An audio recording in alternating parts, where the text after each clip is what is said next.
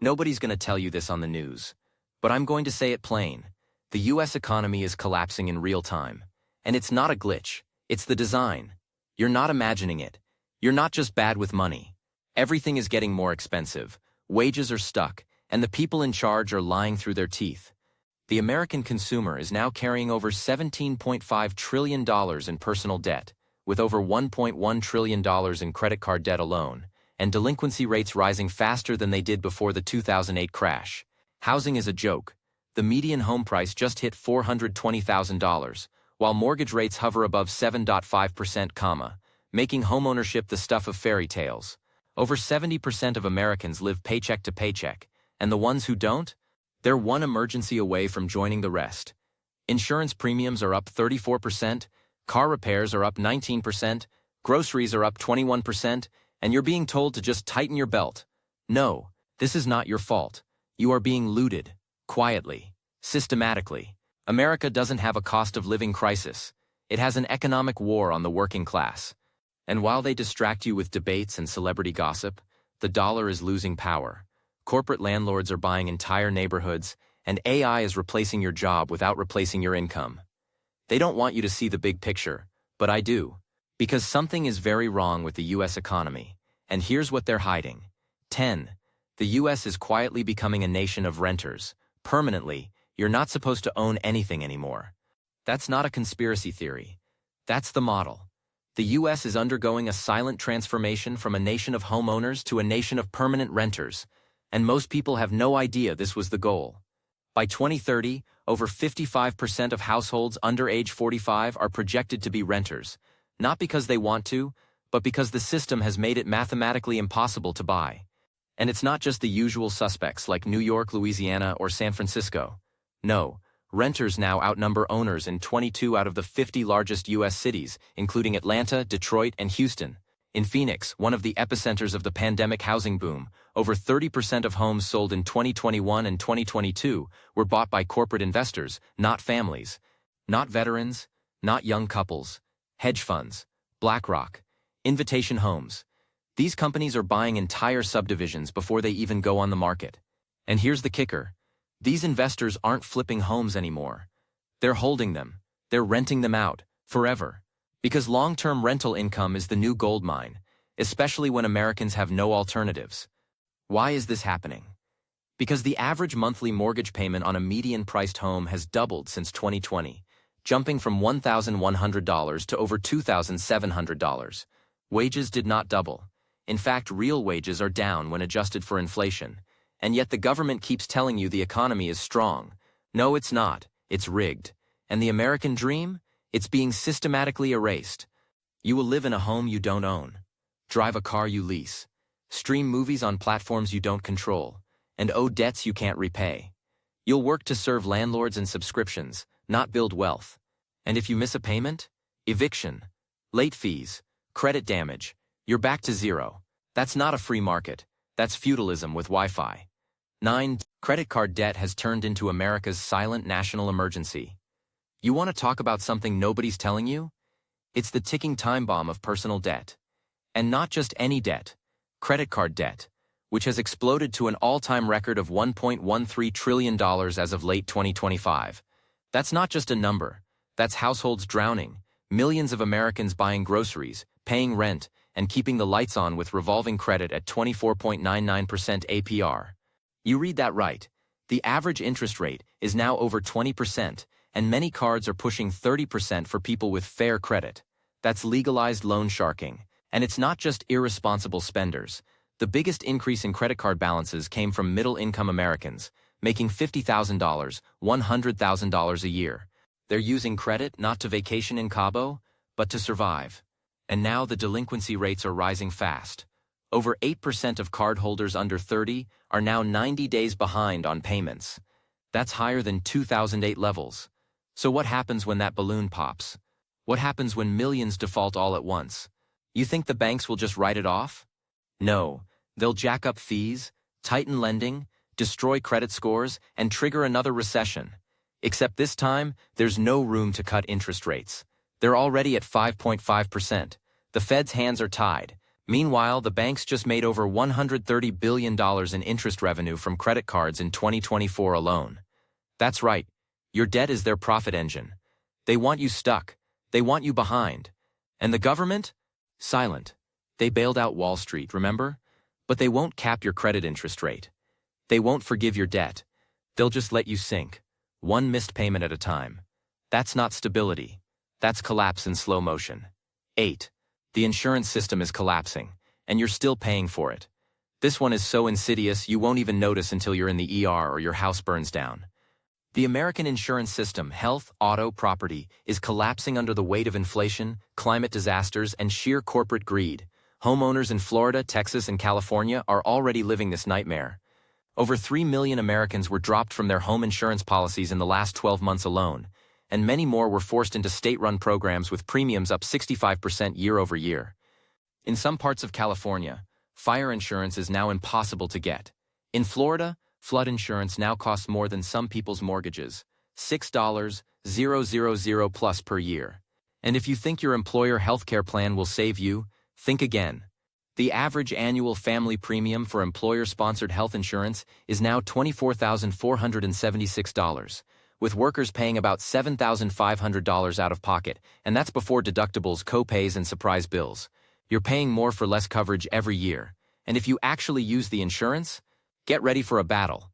Denials are up, appeals are ignored.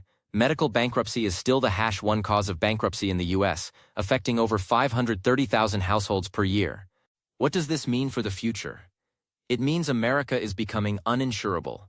It means disasters will wipe people out financially because they can't afford protection. It means if you get sick, you're a liability, not a person. And this is all happening while insurance CEOs make $20 million a year, and companies like United Health rake in $22 billion in profit in a single year. You're not being covered, you're being squeezed, and there's no safety net left. 7. America's infrastructure is rotting, but you're still being taxed like it's the future. Nobody wants to talk about this because it makes us feel like a third-world country. But that's where we're headed, because America's infrastructure is decaying at an absolutely staggering rate. We're talking roads, bridges, water systems, power grids, all the things that keep civilization running. According to the American Society of Civil Engineers, 43% of U.S. roads are in poor or mediocre condition, and over 46,000 bridges are structurally deficient. Some of these are from the 1950s. One bridge collapse, just one, can kill dozens and shut down commerce for weeks. But guess what? We still pay more in gas taxes, tolls, and local fees than ever. We've been taxed on these projects for decades, and now states are quietly rolling out mileage taxes to replace the gas tax because more people are driving EVs. That means the more you drive, the more you pay, even though the roads are crumbling. Meanwhile, the water system? A nightmare. Over 10 million U.S. homes still get their water through lead pipes, and entire cities like Jackson, Mississippi, and Flint, Michigan still don't have consistent access to safe drinking water. Where's the money going? Why are we still dealing with power outages in 2025 like it's 1975? Because the money disappears. Because contracts go to the lowest bidders. Because lobbyists fight every regulation. And because we don't prioritize resilience. We prioritize profit. Your tax dollars are building stadiums, not storm drains. And when the next climate disaster hits, and it will, we'll be left with flooded highways, collapsed power stations, and no plan. This isn't a future problem. It's right now. 6. The U.S. dollar is being replaced, and they're not telling you why. Now this one they really don't want you to see coming, because it's happening slowly, quietly, but undeniably.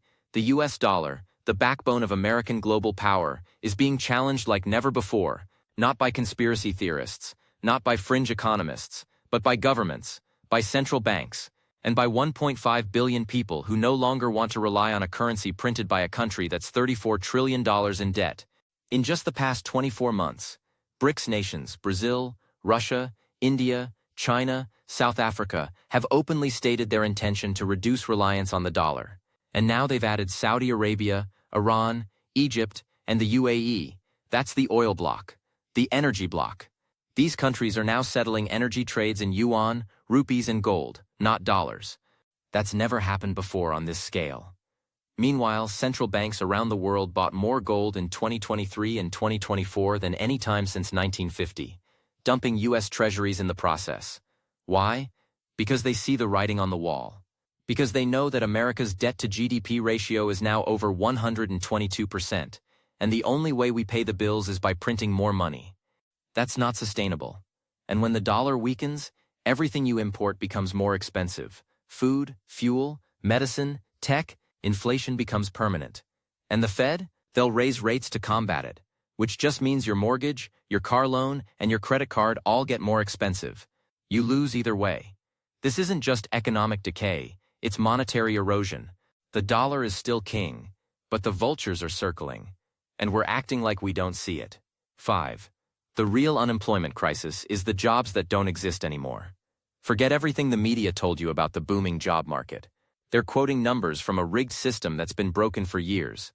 You hear the unemployment rate is 3.9%, and it sounds great until you realize that number doesn't count the 5.4 million Americans who want to work but haven't searched in the last 30 days. Or the 4.2 million part-timers who want full-time jobs but can't get them. Or the fact that nearly 39% of working-age men without college degrees are no longer in the workforce at all. Not employed, not looking, not counted. They disappeared. And no one's asking why. Here's the truth. We replace stable jobs with gigs, contracts, and side hustles. Over 38% of the U.S. workforce is now freelance or independent. Not because they love flexibility, but because there's no other choice. Companies don't want to pay for benefits. They don't want full-timers. And now, with generative AI and automation, it's accelerating. The White House even released a report quietly admitting that 83 million U.S. jobs are at risk from AI in the next decade, and that includes white-collar work. Legal assistants, copywriters, analysts, gone, replaced. And yet wages haven't risen with inflation. In fact, real wages are down nearly 4% since 2020, especially in retail, logistics, and education. And that help wanted sign you see? Most of those jobs offer $15, $18 an hour. No benefits, no PTO, and unstable hours. It's not that people don't want to work. It's that there's nothing left worth working for. And this is why people are burning out. Why so many are mentally checking out.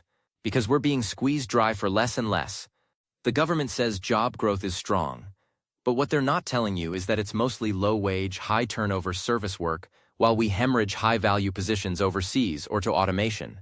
The middle-class job? It's almost extinct. And with it, the very concept of economic security. 4. America is addicted to subsidizing billionaires, and you're paying for it. You ever wonder how a country with this much debt, this many bankruptcies, and this many tent cities still manages to print out massive corporate bailouts like it's candy? It's because America doesn't have a spending problem. It has a billionaire addiction problem, and the taxpayers are the ones footing the rehab bill. Let's talk about corporate welfare. Because while you're struggling to buy groceries, U.S. taxpayers gave over $180 billion in subsidies to corporations in 2024 alone. Yes, you read that right, and a staggering chunk of that went to the wealthiest companies on earth. Amazon got millions in tax incentives just for opening new warehouses. Walmart saved billions through subsidies and tax loopholes, despite paying poverty wages to many of its workers.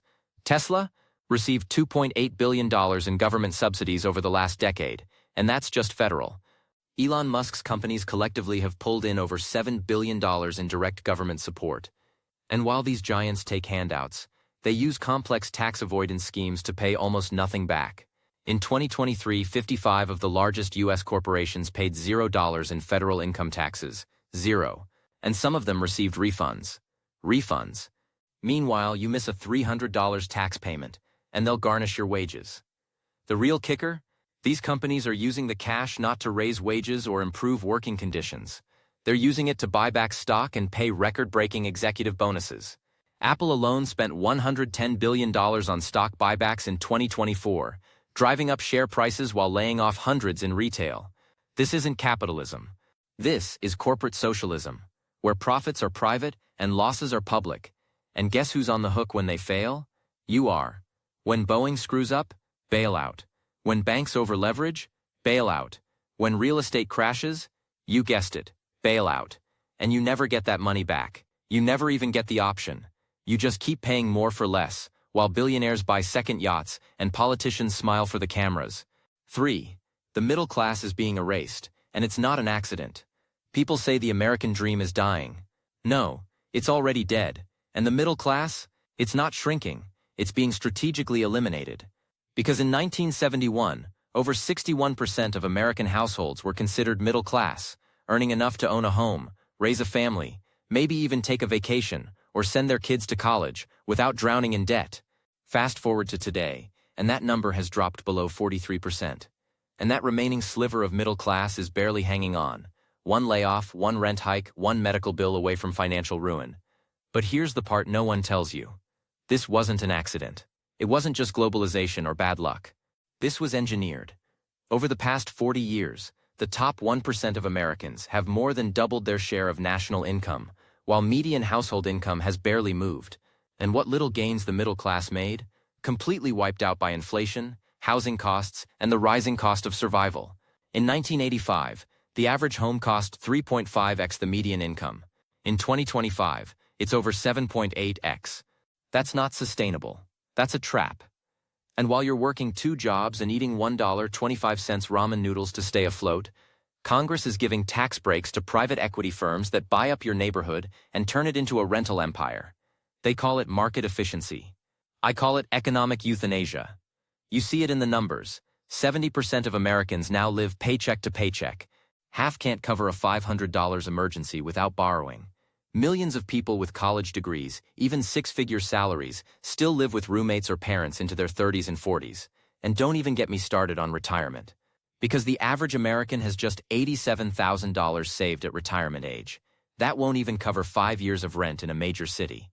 The American middle class isn't struggling. It's being harvested, milked until dry. Because it's easier to control a population that's always too busy, too broke, and too tired to fight back. 2. The U.S. is already in a shadow recession. They're just hiding the numbers.